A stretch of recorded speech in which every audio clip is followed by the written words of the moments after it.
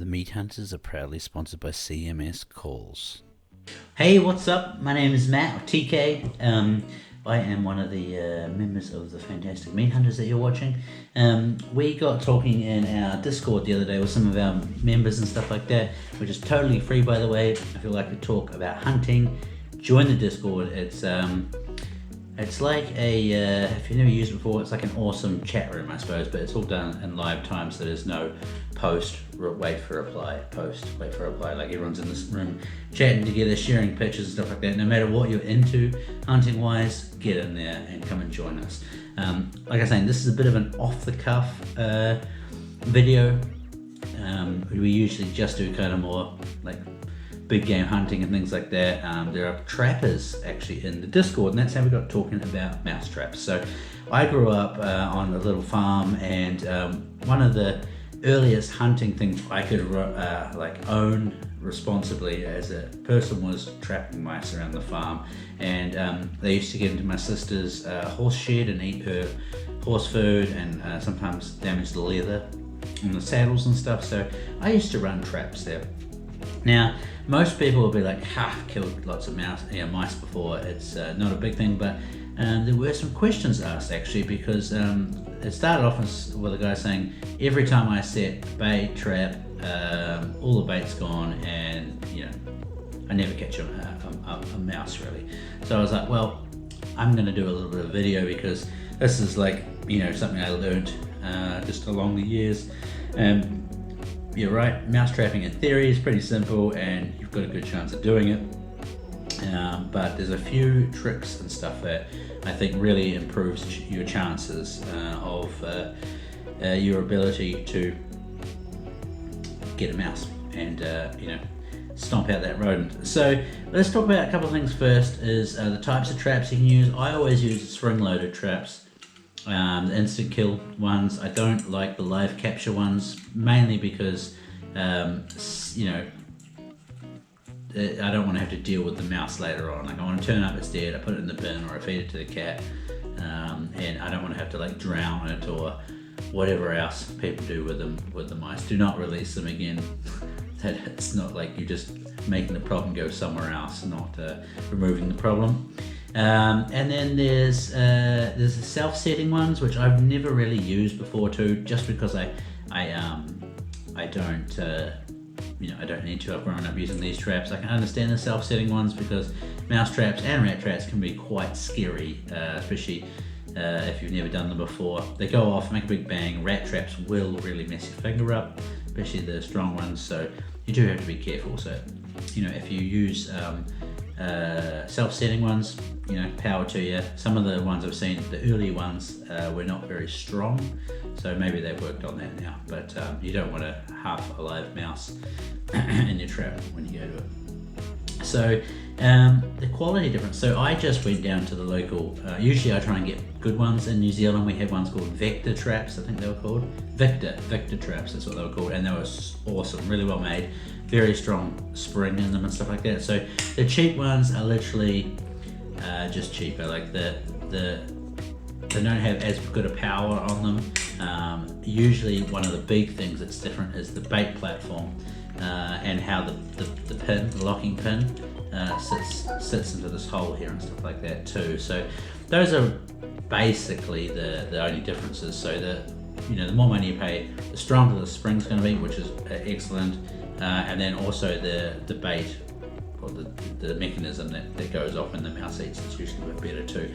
But anyway, it doesn't really matter. Like, this was the only trap that the hardware store down the road had, so you can still make them really effective. So I haven't done this yet, but because they actually feel okay, but sometimes when they cut this pin off, it's a little bit sharp edge on there, and of course that can get hooked up and make it a little bit, because you want this to be as sensitive as possible, because the mice are tiny, right?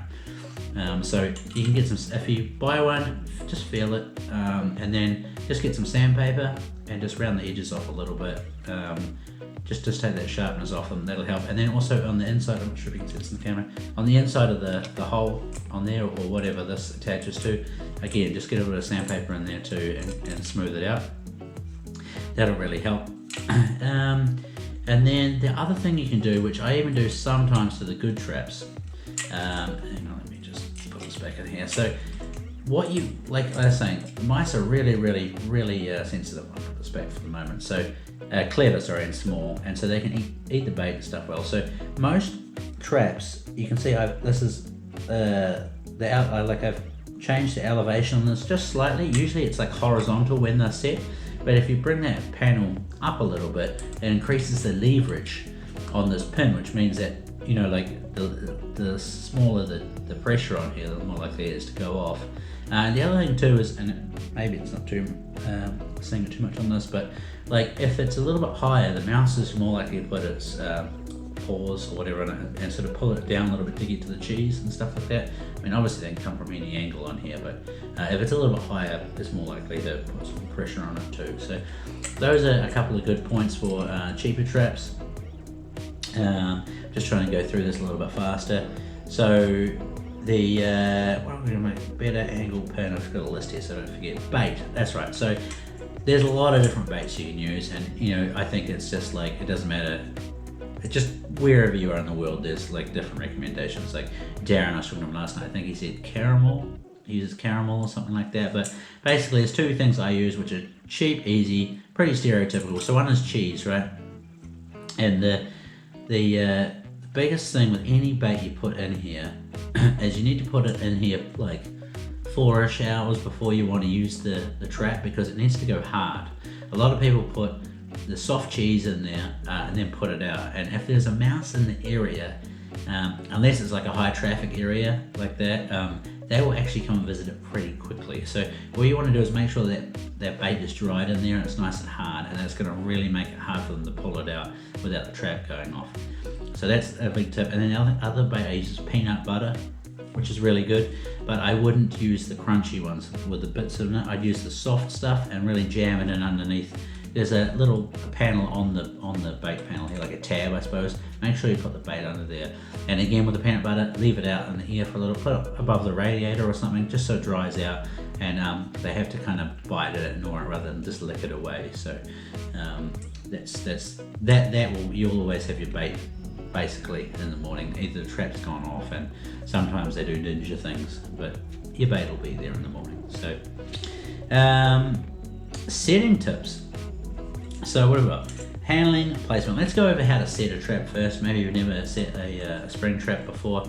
So basically you want to hold it out, you know, away from you like this.